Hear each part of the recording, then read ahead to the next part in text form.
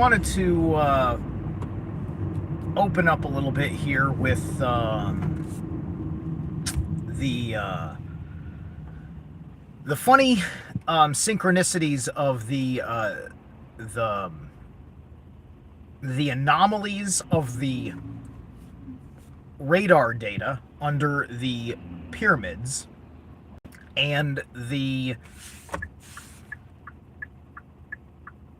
recently publicized, I guess, declassified or whatever, CIA report about the Ark of the Covenant. Everybody knows that the baseline public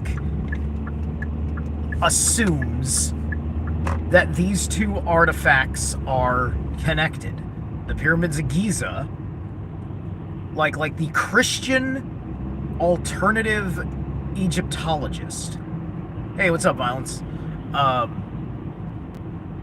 These alternative scientists are typically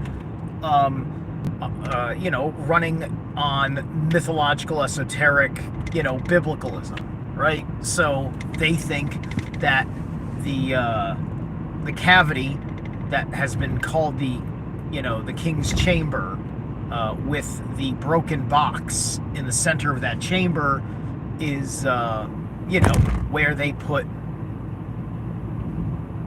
Khufu's corpse, I guess, right? And it's too small. Like, yeah, it's the craziest thing. But they needed to. I don't know, because any idiot. Well, obviously, this is some sort of hearing, like, because why would people even think it would be spiritual at all? If somebody said, I don't know, what would your answer have been? But Egyptologists said, no, we know, and it was a tomb, right? And then for years and years and years, you watch your child's cartoons and other kinds of diminutive entertainment, right? I call it diminutive entertainment because it's the entertainment that insults your intelligence, which has been my big problem now with writing in Hollywood, where if the movie is made well, it lacks in the writing, and the writing just serves to string very entertaining scenes together. Right? I've watched the first 2 episodes of Daredevil Born Again, and Daredevil Born Again is made well. But everything I've seen in it kind of has been done before. Episode 2, way more interesting than Episode 1. Episode 1, way more exciting, but completely cliche. Like, we've not only seen every goddamn superhero movie do the breakdown and build up fucking theme, which has been psychologically analyzed in every fucking sense of how you play with the Joseph Campbell's story, 9 Ways to Fucking Sunday.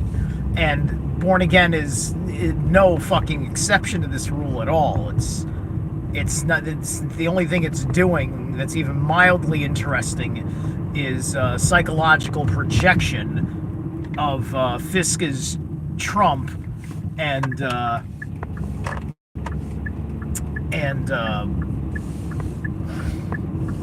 Daredevil. Daredevil is who? It's like, who is Daredevil, right? Because we don't know who the shadow hero, like there's a shadow hero, right?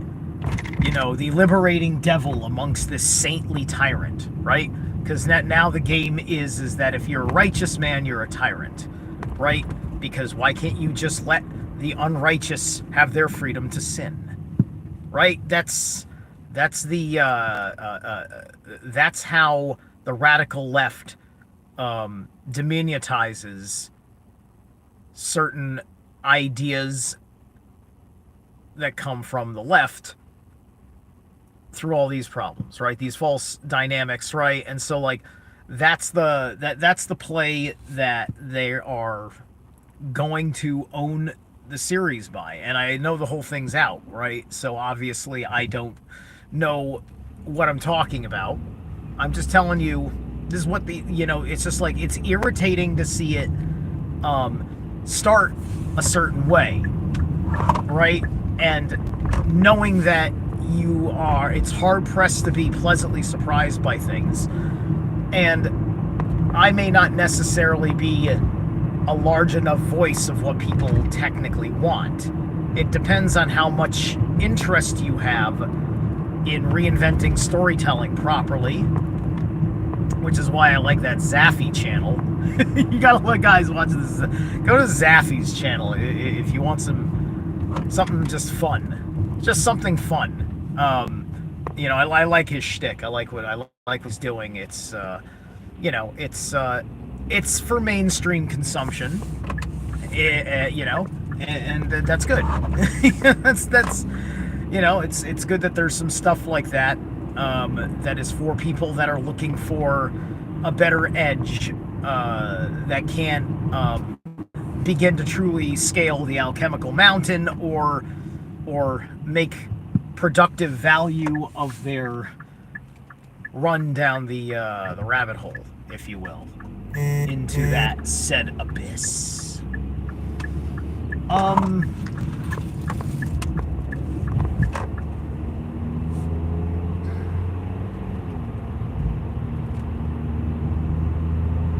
So yeah,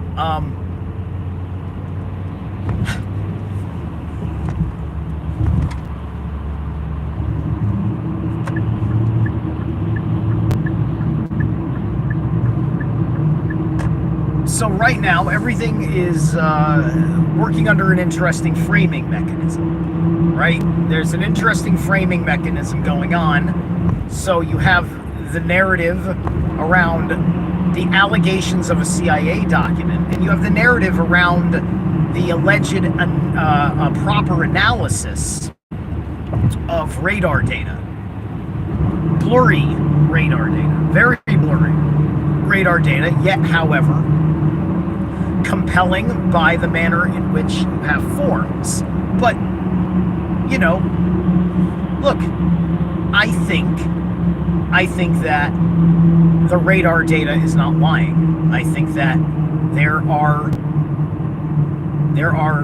vertical that to me would feel, intelligently engineered forms, some sort of engineered forms that seem column-like, that are under this foundation of this wonder of the world.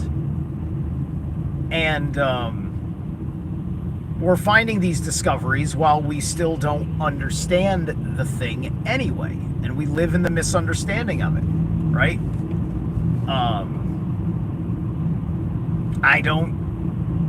I'm not 100% sure if we can say that the stones of the pyramid were cast.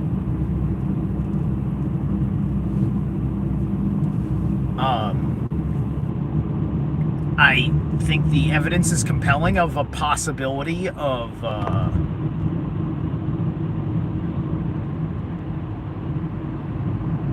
levitation. Not levitation, melting. Right?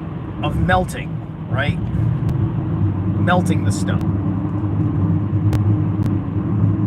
But I don't know how that would make it easier to carry without having to break it up and then recast it if you've actually got this ability. And how does it hold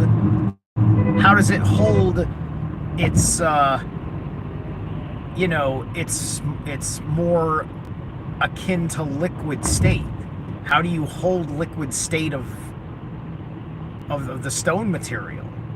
They went for the best quality hardness.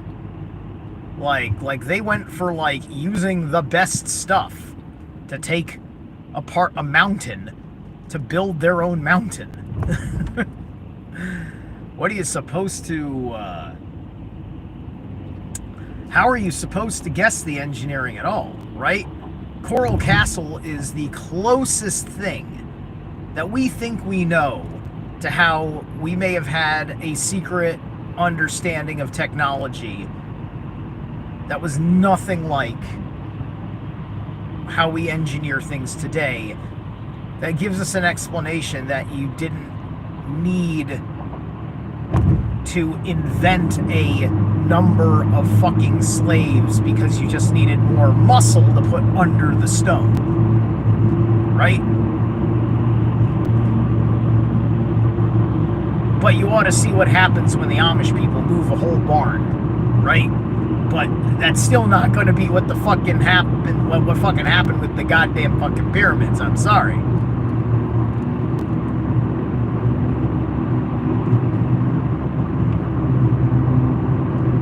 I'm still a fan of water blasting. I think water blasting might be more so it with the Nile.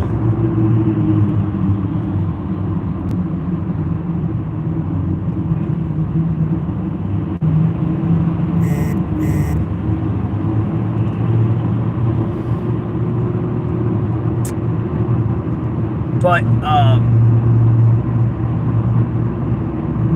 we have to find out what's really going on, because yeah, the conspiracy theorists have been saying forever that the Ark of the Covenant was sourced in Ethiopia. And by the way, I was doing a little bit of investigating, and so I asked Grok. I think it was my first time asking Grok a question. I think, and I needed to get the right context put together for the point that I was going to make in a comment about something. About basically the attitudes of Roman civilization towards sub-Saharan African nations. That's the vernacular that I used, right? And so there was nothing there other than an awareness of a very exotic people, which I asked if there was any particular way that they were treated, and so like it seems that there wasn't. I mean, we never hear about it in history. We never talk about like the Romans. Nobody ever. You notice that nobody truly accuses Roman civilization of being a racist civilization, right? And I'm talking about like when it was a federation, when it, like nobody ever quite talks about these things, right? And Rome definitely was. They definitely seem to be more of a just let's expand, and that was more or less its only real impetus. And right, therefore, don't fucking anger the other tribes. We're trying to convince them to play with us, right? This, Rome was an empire that had a confidence that turned into arrogance. The universal rule of the world. This is what every empire, more or less, well, this is what every altruistic culture does when it is convinced of establishing empire, or when it finds itself under the responsibility of empire, I suppose, depending on how far we're taking collective responsibility and how much we're interested in blaming scapegoats as conspiracy addicts,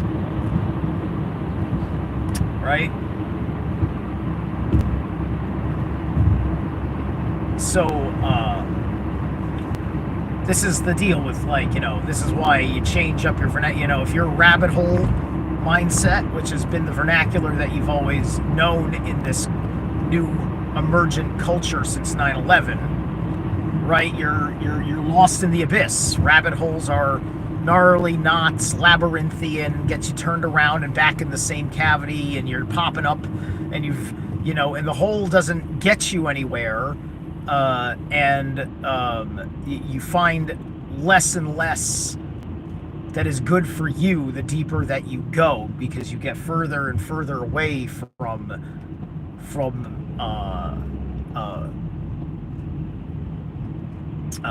availability of life and light, right? Going down the rabbit hole is there to keep you out of life and light. The rabbit hole is a resource to be tapped, but it is the scaling of the mountain that counts. And but the scaling of the mountain is also a matter of transformation, right? Because you have to acclimate yourself to the environment of the mountain. The temperature drops, the air thins, the needs of your physiology become more demanding upon the rocks.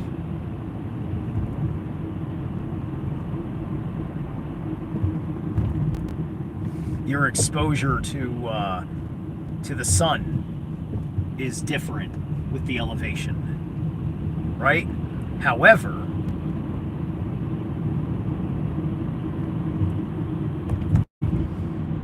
because you're there with the sun,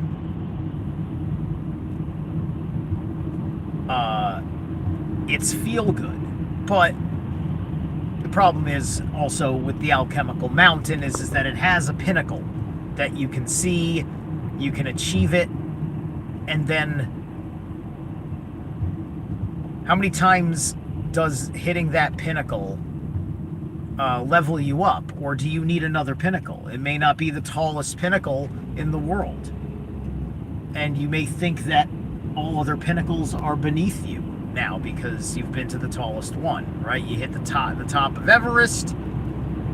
You're like, yeah, I hit the top of Everest. There will never be a greater experience than the highest point. And you're thinking too physically about it, right? You're denying your own spiritual maturation because you think the tallest mountain is the only mountain that you need.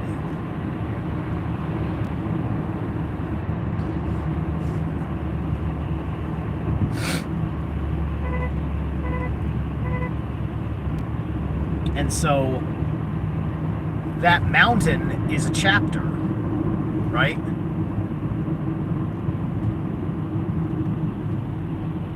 Then you get to the top of that mountain and you move to the next mountain.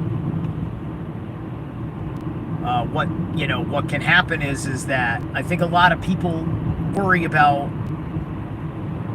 those that they are pretty sure don't have the same forethought, wisdom, or such as themselves, and they hear about them tapping into a subject through an author, a particular published book, and we meet so many people that you know that they're not capable of going that wide, and they finally opened up their aperture for something, and you know that it also takes a long time to unpack the knowledge within. And you can do it for a long time and never acquire wisdom. Because you stay very focused into a limited, rationalized view, which is wise in a limited capacity. Do you know what I mean by this? This limited capacity of wisdom?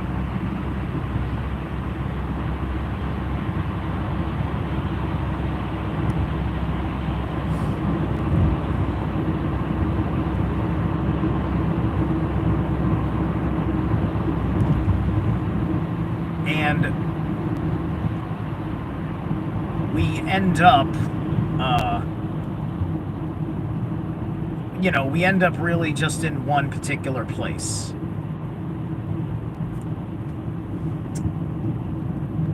And the world is full of all of those comforts.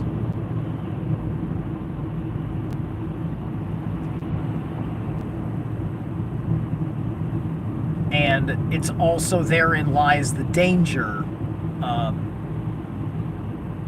If you don't realize there could be legitimate dissent to the mental discipline that you're challenging, right?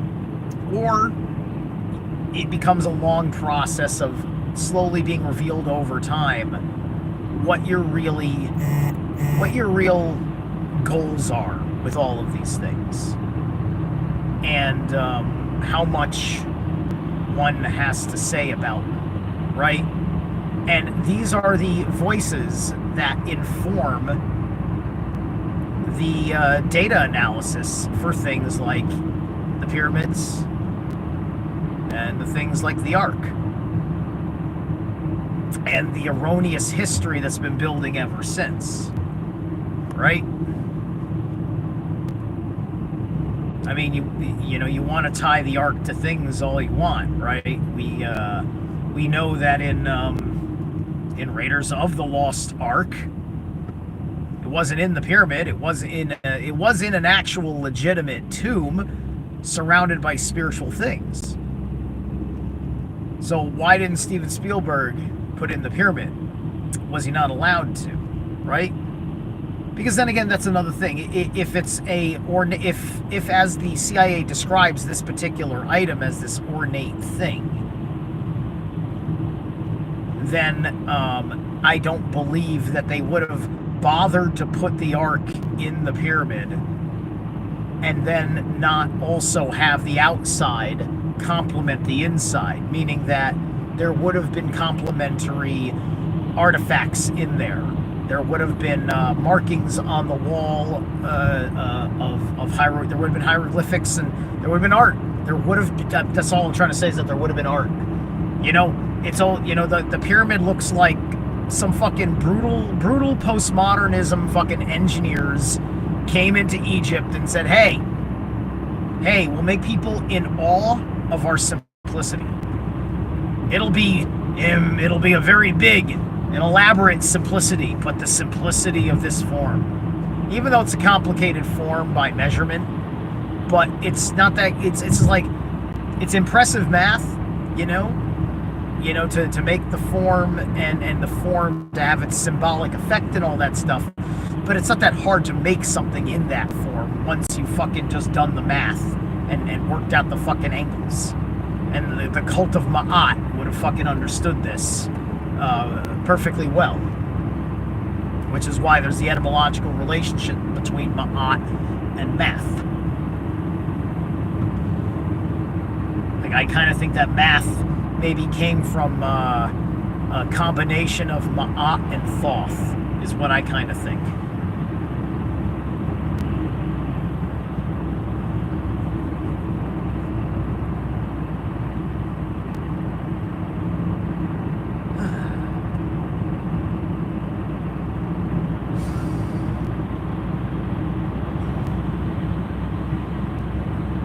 So there's a very convoluted manner that is easy to gaslight people that are wrapped up in the Sumerian humanities origins narrative. This is part of why I champion the Box Saga. It's the only thing it's the only thing out there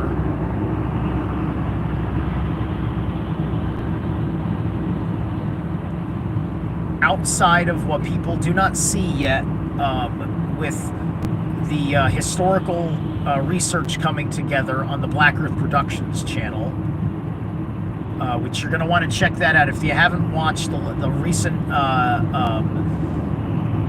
major lectures on Dacia 1, Dacia 2. I would recommend you get into those now, because Dacia 3 is on its way, baby, and it's going to be exciting. Um,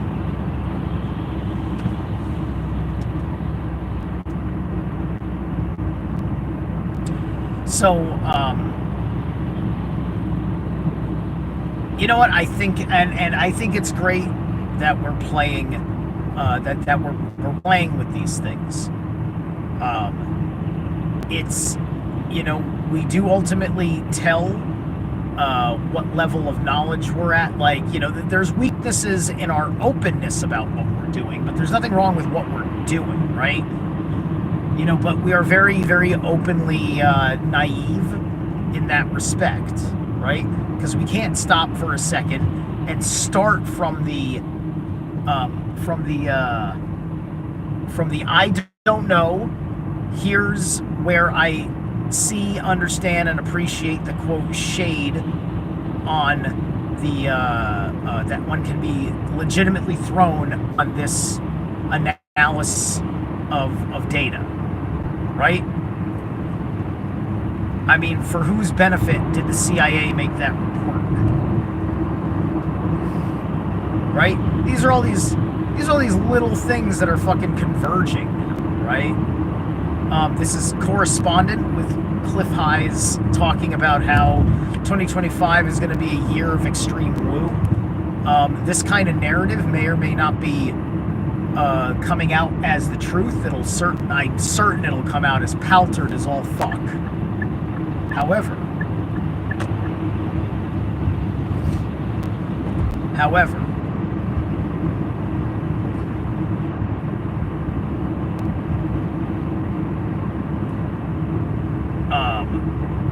things are emerging out of people's hunger for answers that they finally realized were important questions, right? People have reframed their sense of these evaluations of what is good and what is not good to be prioritized to know. You know what I mean?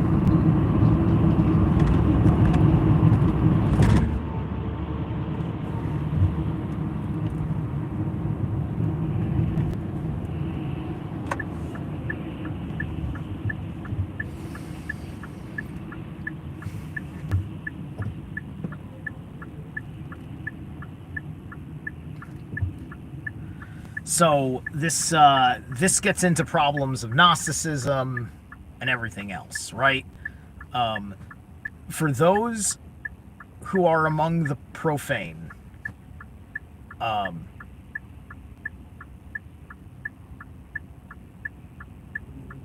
the dark cabal that is often seen in the world stage through the Khazarian shadow networks that have been largely exposed,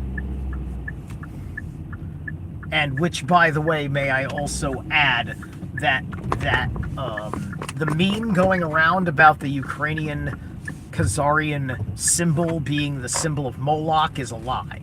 Yes, the Ukrainian symbol is the Khazarian symbol. If you do 3 seconds fucking searching and checking a few different fucking results on any search engine, you'll find that the symbol of Moloch looks nothing like that. In fact, there's a stylized M within the sigil, right? In which there is no M in, like, it's not Moloch. Why? Why would you just fucking say, like, I'm not saying there isn't fucking some deity or some fucking underworld fucking force that is representative of that symbol. That symbol looks much more to, like, honestly, if you want to get fucking pagan about it, it looks like the raven symbol. The raven is also drawn like that, typically sideways. This is the raven, and that it, like, you go and you look into the history of that symbol. The exoteric meaning of that symbol is it's like a hawk or something, like doing a dive bomb. Those are its wings, right?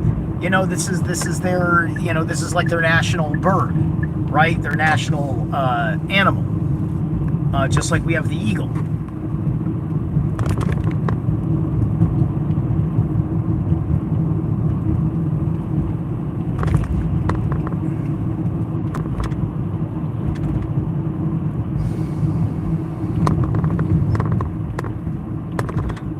And so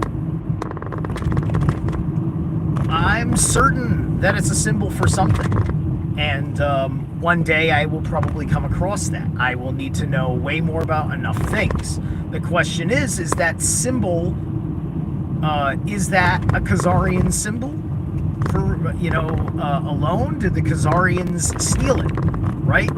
Did the Khazarian Empire perhaps appropriate it, when they moved in, because perhaps they took the Slavs in. They may have enslaved local people, kept that symbol. Who knows? I'm not sure. We got to look at. We have to make sure that what we hear about the origins of that symbol in Ukraine are accurate, right? We have to double check things. We have to say, like, okay, is the sources that all this is based upon, does it still stand up to mustard? Mustard? Stand the mustard? Like, I don't know how you fucking say that expression. Alright? Okay, so anyway.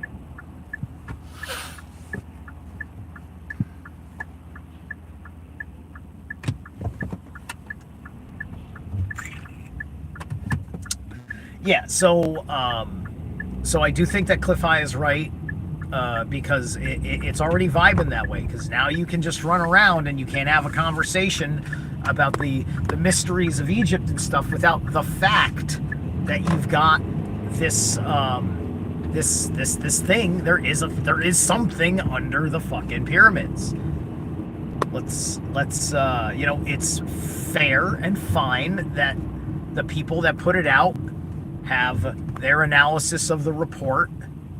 And now it needs to go through the scientific process and be cross-examined, right? Somebody else now needs to go there. They need to take their own independent radar data and all the context, right? Maybe they're going to ask different questions. Maybe they're looking for something completely different, and they're going to let their bias in. However, you're going to let your bias in unconsciously no matter what, not to make a moral relativity argument, but my point is that, like, it's fair if somebody is coming in from a completely different conversation, etc., etc.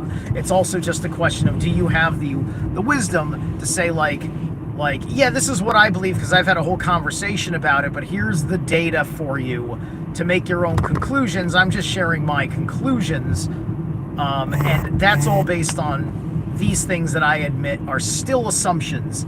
But I'm excited for that in my pursuits, and I'll be listening to other dissent. Like, this would be me if I was in this position and I was maybe doing things that way, right? To have the self-awareness that I'm going with something, and it's also part of the reason of why I was able to succeed in running anything at all. And I don't want to misconstrue the data revealed by my efforts, right? Because you don't want to.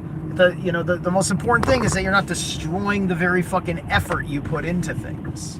That's really fucking important. Alright.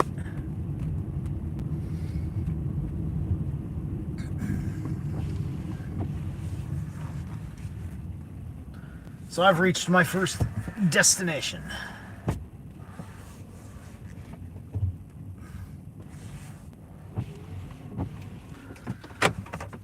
Alright, thanks guys for tuning in.